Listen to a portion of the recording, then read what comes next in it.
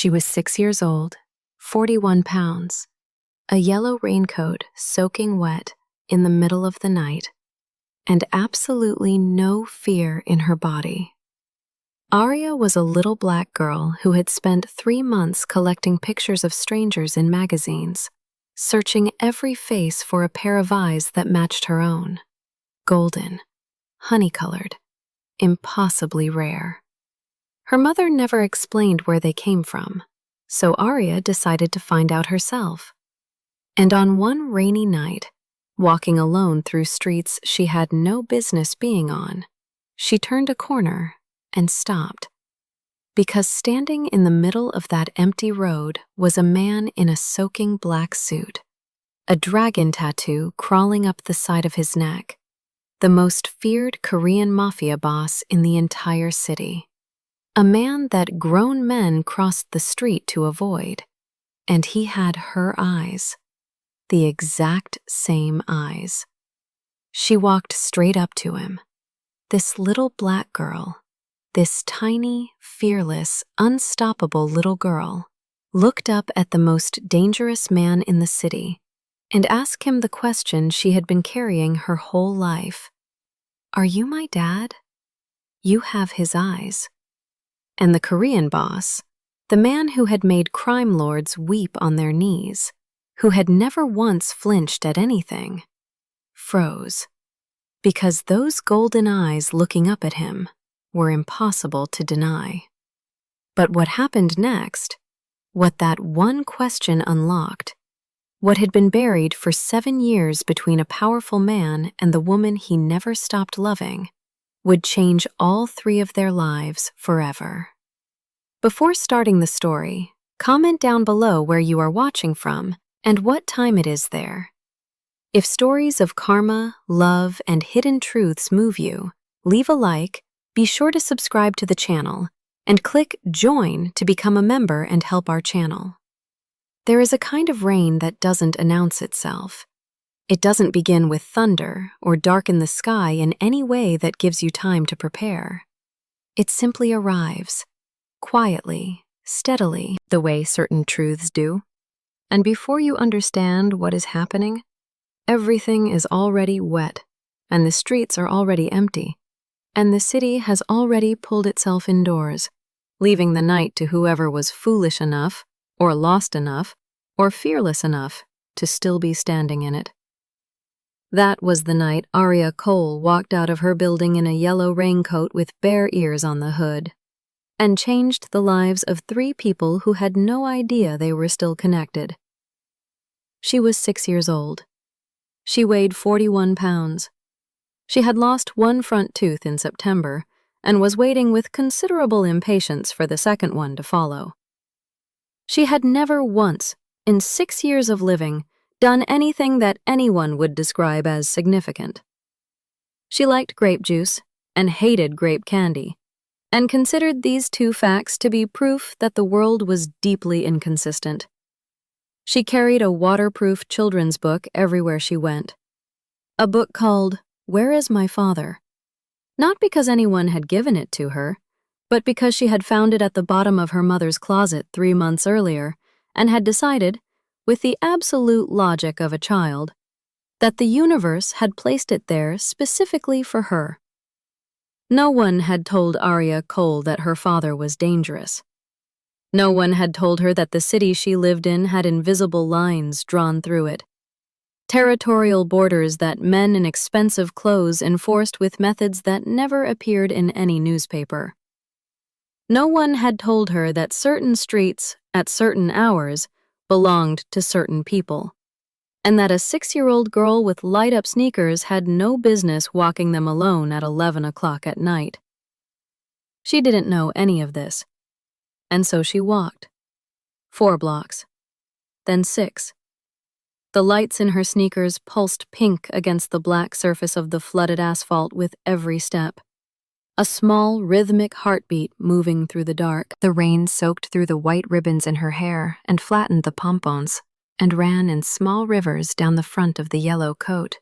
And she didn't cry about any of it, because Arya Cole almost never cried. and also because she was looking very carefully at every face she passed, searching for something she would not have been able to name precisely, but would have recognized immediately. She was looking for eyes. Her mother, Celeste, had eyes the color of dark river water, deep brown, almost black, always calculating something just beneath the surface. Beautiful eyes. Familiar eyes. But not Arya's eyes. Arya's eyes were gold.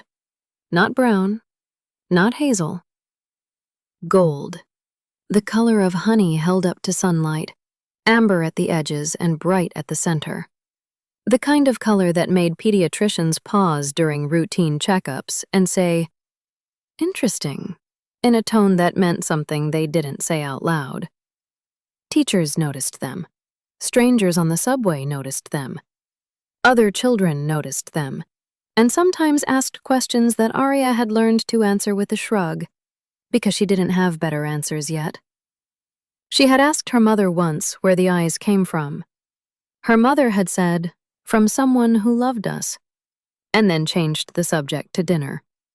And Arya had understood, with the precise emotional intelligence that young children develop when they are raised by parents who are carrying heavy things, that this was a door she should not push on too hard. Not yet. But she was 6 now, and she had found the book. And she had been looking at the picture hidden inside the back cover of that book for 3 months. A photograph of a man with a strong jaw and ink crawling up the side of his neck, and eyes the exact color of her own. And she had a theory. She had several theories, actually, but the main one was this. If you have someone's eyes, you belong to them a little. And if you belong to someone, they should know. It was a simple theory. It was an irrefutable theory in the way that only a 6-year-old's theories can be. And then she turned the corner at the end of the 6th block, and she stopped, and she looked up. And the rain fell between them like a curtain that couldn't decide whether to open or close. And the man standing in the middle of the empty street looked down at her with eyes the color of honey held up to sunlight. And Arya Kwon took 3 steps forward, because that was what you did when the answer to your question was standing right in front of you. There are moments that split a life in two. Not the loud ones, not the ones you see coming with enough time to brace yourself, to arrange your face into something appropriate, to prepare a response. The moments that actually split a life in two are always the quiet ones. The ones that arrive in the middle of an ordinary Tuesday, or at the end of a long and unremarkable walk, or in this case, in the voice of a small girl standing in the rain, asking a question so simple and so devastating that the man who received it would spend the rest of his life dividing everything into before and after it. Kwon Seok-jin had not become the man he was by allowing things to catch him off guard. He had built his entire existence around the principle of anticipation, knowing what was coming before it arrived, reading rooms before he entered them, understanding the weight of a silence before it had finished settling. He had sat across tables from men who wanted him dead and offered them tea with steady hands. He had received news of betrayals from people he had trusted completely and responded with a calm that his enemies found more frightening than any anger would have been. He had, over the course of 12 years, constructed around himself a stillness so complete and so practiced that most people who encountered him walked away uncertain whether they had met a man or something that had simply learned to look like one. He was not prepared for 41 pounds of yellow raincoat. She had looked up at him with those eyes. His eyes, unmistakably, impossibly his eyes in a face that had no business having them, and asked her question with the directness of someone who had not yet learned that certain questions were dangerous. And something in his chest had done something that he did not have a name for, because it was a sensation he had not experienced in long enough that he had quietly stopped believing it still existed inside him. He had gone very still. Not the practiced stillness, the other kind. The kind that happens before the practiced kind can intervene. He asked her name. She told him. All of it. First name, last name, apartment number, street, floor. The fact that she had gotten lost following a cat that had subsequently abandoned her. The fact that she had not wanted to wake her mother because her mother worked very hard and needed to sleep. She delivered all of this information with the efficient calm of a child who had been raised to be capable, and who took some quiet pride in demonstrating it. And then she looked at him with those gold eyes and told him that she was going to be 7 in March, and asked if he was going to give her a present. Seok-jin stood in the rain and did the arithmetic. 7 in March, which meant she had been born in March, 7 years from now, which meant she had been conceived approximately 7 years and 4 months ago, which meant, and here the arithmetic stopped being arithmetic and became something that moved through his body like voltage. She had been conceived during the last weeks he had spent with Celeste Cole, before he had made the decision that he had told himself every day since was the right one. He had told himself this every day for 7 years. He was no longer certain. He took off his jacket, soaked through, ruined, completely irrelevant, and placed it over her shoulders without explaining why. She accepted this without comment, which he found, for a reason he couldn't immediately identify, extraordinarily moving. He asked her if she knew her address. She recited it without hesitation. He told her he would take her home. She looked at him for a moment with an evaluative expression that he recognized, with a start, as one he had seen on his own face in mirrors. He told her he didn't know yet whether he was her father. She told him she thought he did know, actually. Then she put her hand in his and began walking. His security team, 2 men, maintaining distance as they always did when he walked alone, because he preferred it that way, and because they had learned that his preferences were not suggestions, watched this from across the street with an expression that did not exist in any of their professional training. One of them reached for his phone. The other one put a hand on his arm and shook his head slowly. Some situations did not have protocols. This was apparently one of them. 3 blocks, 6 minutes.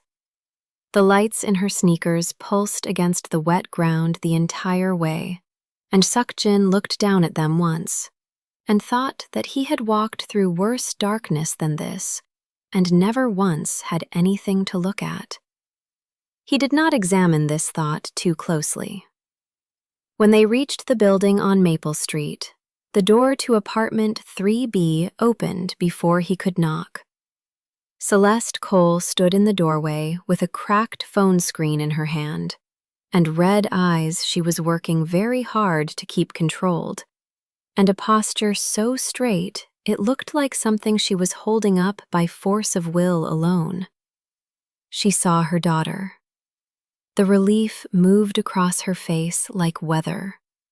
Then she looked up and saw him, and the relief went somewhere else entirely, replaced by something that was not quite fear, and not quite anger, and not quite grief, but contained elements of all 3 in proportions that shifted as he watched. 7 years. She looked exactly the same. She looked completely different. She looked like someone who had been carrying something very heavy for a very long time and had gotten strong enough to carry it, but had not stopped feeling the weight. He said her name. She couldn't finish his. And then Arya pushed past both of them into the apartment, announcing that she was going to find the biscoito. The cookies, she corrected herself, She had explained to him on the walk over that she sometimes mixed up her words, and the spell broke into something more manageable, something that could be navigated one breath at a time. Celeste stepped back from the door. She said, "Come in." It was the hardest thing she had said in 7 years, and she said it like it cost her nothing, because that was who she was. And Seok-jin walked through the door of the small apartment that smelled like laundry detergent and children's soap and something warm from the kitchen, and the door closed behind him. And outside, the rain kept falling on a city that had no idea that something irreversible had just finished beginning. There is a particular kind of silence that exists between two people who once knew everything about each other and then spent years learning how to know nothing. It is not an empty silence. It is the opposite of empty. It is a silence so full of everything that was never said that it has weight and texture and temperature. And sitting inside it feels like sitting inside a room where all the furniture has been covered with white sheets. You know exactly what is underneath each one. You remember the precise shape of every piece, and the knowing makes the not touching unbearable in a way that the not knowing never could. Celeste sat across from him at the small kitchen table, with her hands wrapped around a mug of tea she had made, because she needed something to do with her hands, and because offering tea was the kind of ordinary human gesture that could survive almost any situation if you committed to it fully. The apartment was quiet, except for the rain against the window and the distant sound of the television from Arya's room, where she had installed herself with the remote control and a level of self-sufficiency that, under different circumstances, would have made her mother proud. Seok-jin sat with his hands flat on the table, not holding anything, just present. The dragon tattoo on his neck caught the kitchen light every time he moved, dark ink against skin. And Celeste looked at it and then looked away, and then looked at it again, because some habits are older than decisions. She told him everything. Not because she had planned to, not because she had rehearsed it, sitting alone in this kitchen over the years, imagining the conversation, though she had, many times, always ending it differently in her head, always giving herself better words. She told him because Arya was in the next room, and Arya deserved a world in which the people responsible for her existence had at minimum looked each other in the eye and told the truth. She had found out 2 weeks after he ended things. She had tried to reach him. His number was disconnected. Not gradually, not with warning, simply gone, as if he had pressed a button somewhere and erased the frequency she had been tuned to. She had gone to the restaurant on 5th that she knew was connected to him, and a man she had never seen before had met her at the door with a politeness so precise it functioned as a wall, and told her that the person she was looking for was unavailable and would remain so, and that she should take care of herself. She had understood the message. She had gone home. She had sat on the floor of her bathroom for a very long time. And then she had stood up, and she had made a decision. Not from bitterness. She needed him to understand this. Not from anger, but from the same logic he had used when he let her go. She had looked at what his world was, and what it did to the people inside it. And she had decided that the best thing she could give her child was distance from it. Clean distance. The kind that doesn't leave a forwarding address. She had raised Arya alone. 3 years of nursing school completed while pregnant, and then with an infant, and then with a toddler. Clinical rotations done on 4 hours of sleep. Student loans that she was still paying. 2 jobs most weeks, and sometimes 3. She said none of this to make him feel guilty. She said it because it was true, and because truth was the only currency she had ever trusted. When she finished, the kitchen was very quiet. Seok-jin had not moved. He had listened the way he listened to everything, completely, without interruption, without the small performative reactions that most people used to demonstrate that they were paying attention. Just stillness, and those gold eyes taking in everything she said, and processing it somewhere behind an expression she couldn't fully read. Then he said, "You should have told me." And Celeste put her mug down on the table very carefully. She told him that he had made a decision about her life without consulting her. He had decided what she could handle, what she deserved, what was best for her. And he had been wrong, and she had not been given the opportunity to tell him so. She was not going to accept a version of this conversation in which she was responsible for the consequences of his choice. Her voice was level. Her hands were steady. Her eyes were completely dry. This, Seok-jin thought, was the most frightening thing about her. She had always been like this. It was the thing that had made him love her, and the thing that had made him certain, in the end, that she was too good for the world he moved through. She was unbreakable in the way that certain materials are unbreakable. Not because nothing could hurt them, but because they had learned to distribute the weight of the hurt across their entire structure, instead of letting it concentrate in one place and crack. He had spent 7 years believing he had protected her by leaving. He understood now, sitting in her kitchen at midnight with her daughter in the next room, that what he had actually done was leave her to carry alone something that had belonged to both of them. He told her he wanted to leave the organization. She looked at him for a long moment. Then she told him that Arya could not be the reason. Arya was 6 years old, and she was not responsible for the architecture of the adults around her. If he was going to do something like that, it had to come from him, from a decision that would hold its own weight independent of anything else. He told her it wasn't the reason. It was the clarity. He had been building an exit for 2 years. Quietly, carefully, the way he did everything. Systematically, without announcing it. Laying groundwork that most people would not recognize as groundwork until it was already load-bearing. There were agreements in place. There were lawyers who specialized in exactly this kind of complicated disentanglement. There was a process that was already moving, that had been moving, that needed only one final commitment to cross from possibility into certainty. He had not been able to make that commitment. He looked at the door of Arya's room.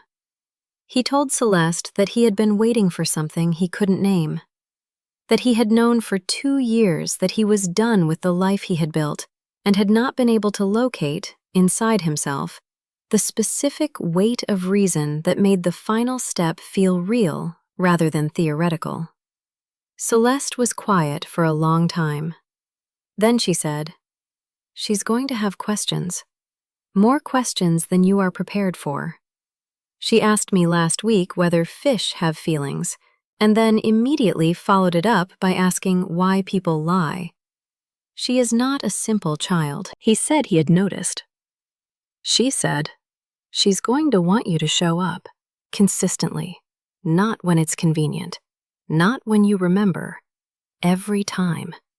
She's been building a picture of who her father is for 3 months, and I promise you the picture is detailed." He asked how she knew it had been 3 months. Celeste smiled then, small, involuntary, gone almost before it arrived, and told him about the magazines. About the pictures Arya had been quietly collecting, cutting out, keeping in a folder under her bed. Asian men with strong features, business magazine covers and newspaper photographs, and once, memorably, a takeout menu from the Korean restaurant 4 blocks over that had a picture of the owner on the front. Seok-jin looked at the table. Something moved through his expression that he didn't manage to catch in time, and Celeste saw it. She had always been able to see the things he didn't catch in time. It was one of the things he had loved and feared about her simultaneously. And she looked away to give him a moment with it, because she was, underneath everything, still someone who understood him.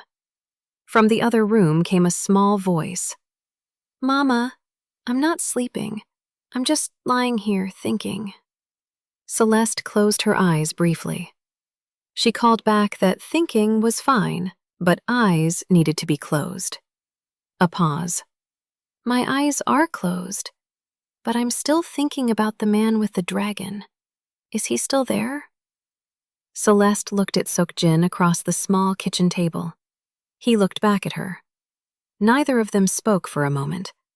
Then he said, quietly enough that only she could hear, "Tell her yes." There is a particular kind of mourning that exists only after a night that changed everything. It arrives without fanfare. The light comes through the same windows it always came through, landing on the same walls, illuminating the same furniture, and yet everything it touches looks subtly different. Not because anything in the room has moved, but because the person looking at it has. And perception, in the end, is the only architecture that matters. The rain has stopped. The streets outside are clean and dark and quietly steaming where the night's cold water meets the first warmth of morning. And the city is beginning its ordinary business of waking up and moving, and not knowing what happened in apartment 3B while it was sleeping. Celeste stood at the kitchen window with her second cup of coffee and watched the street below come slowly to life. She had not slept. Not from distress, or not only from distress. She had sat in the kitchen after Seok-jin left, which he had done quietly and without drama somewhere around 2 in the morning. And she had sat with the specific quality of silence that a room holds after something significant has occurred inside it. And she had thought carefully and thoroughly about everything. The way she did all things. Not rushing toward a conclusion, but walking around the full perimeter of a situation until she understood its shape from every angle. She had made a mistake 7 years ago.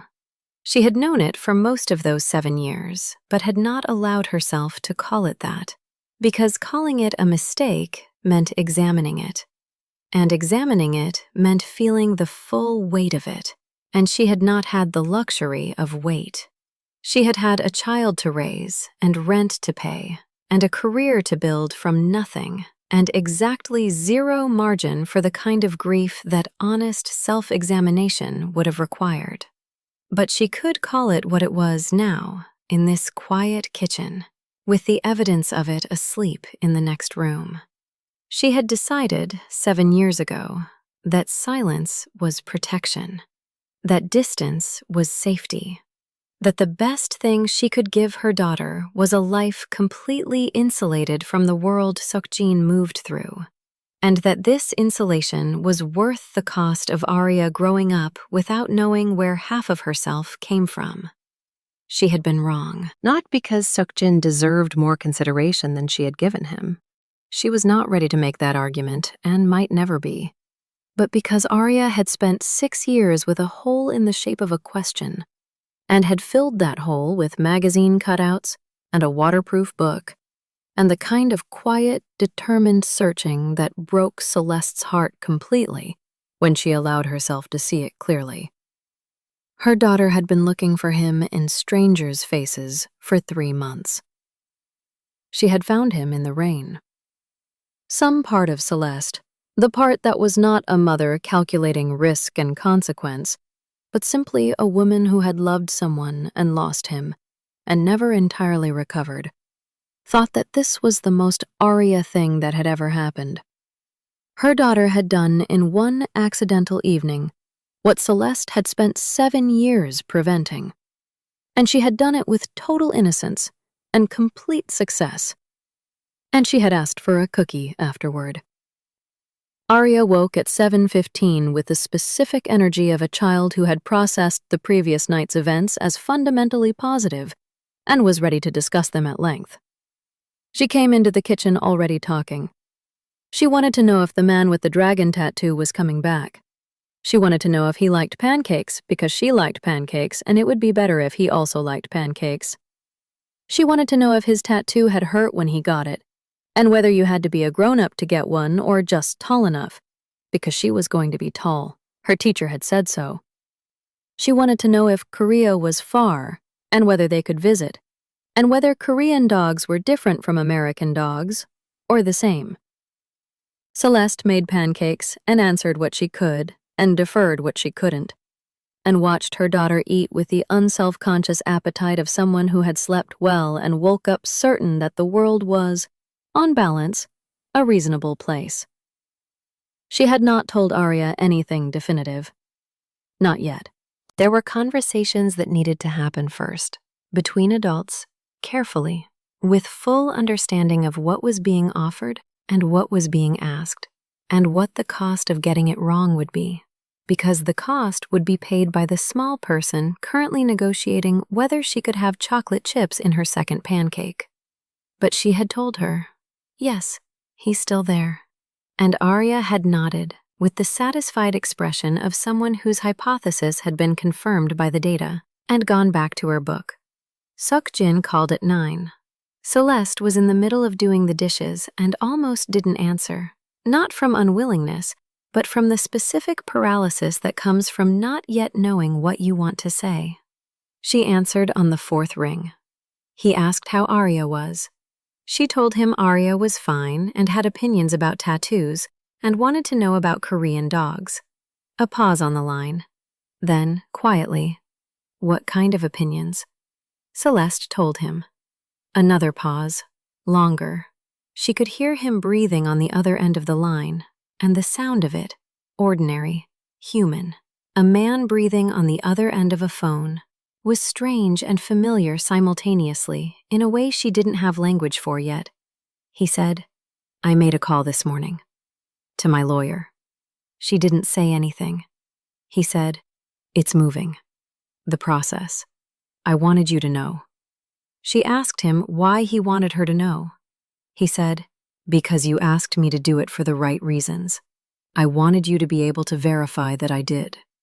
Celeste stood at her kitchen sink with the water still running over her hands and looked at the wall in front of her and thought about 7 years and a photograph hidden in a book and a little girl in a yellow raincoat walking 6 blocks alone through the rain to find the answer to a question no one had been willing to give her. She thought about the moment on the doorstep when she had looked up and seen him standing there, soaked through, her daughter's hand in his, and the thing that had moved through her before the guard came up. Instantaneous, unstoppable. The body's memory being faster and more honest than the mind's decisions. She told him that she appreciated him telling her. She told him that what came next would need to be slow and careful and centered entirely on Arya, and that she was not making any promises about anything beyond that. He said he understood. She said, she's going to ask you about the tattoo the moment she sees you. I'm telling you now so you have time to prepare. And he said, with something in his voice that she recognized from a long time ago, something she had thought she had successfully forgotten. I'll figure it out. 3 months later, on a Tuesday morning in early spring, Kwon Seok-jin stood at the gate of Arya's school with his hands in the pockets of a coat that was significantly less expensive than anything he had worn in the past decade, because he had been informed by a 6-year-old that showing up to school pickup in a suit made you look like you were going to a funeral, and nobody wanted that. Arya came through the gate at full speed. She hit him somewhere around the midsection, which was as high as she could reach at a run, and wrapped both arms around him with the wholehearted physical commitment that children bring to affection before they learn to be careful with it. And he put his hand on the back of her head and stood very still for a moment, with his eyes on a middle distance that wasn't anything in particular. She pulled back and looked up at him. "You're late," she said. He told her he was exactly on time.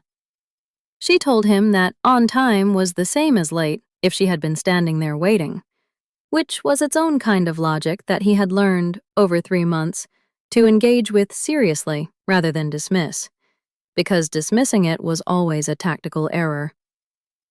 They walked to the car. She held his hand with the automatic ease of a child who had decided that this was simply how things were now.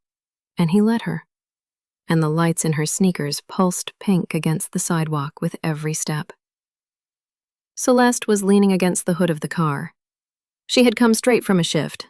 Scrubs, hair pulled back. The specific exhaustion of someone who had been awake for 14 hours, but was still completely present. She watched them come down the sidewalk together, and her expression did the thing it sometimes did now. The thing she hadn't yet fully learned to prevent. Something open and unguarded moving across her face before the composure came back. Arya looked between them with the evaluative attention of a child who was tracking something she hadn't been told explicitly, but had fully understood. "You two are doing the thing again," she announced. Celeste asked, "What thing?" "The looking thing, where you look at each other and then look away. You do it a lot." Seok-jin looked at Celeste. Celeste looked at Seok-jin. They both looked away. Arya made a sound of profound exasperation that was entirely her mother's and entirely her own simultaneously, and climbed into the back seat, and began telling them about Liam, who had apparently done something inadvisable with the juice box at lunch.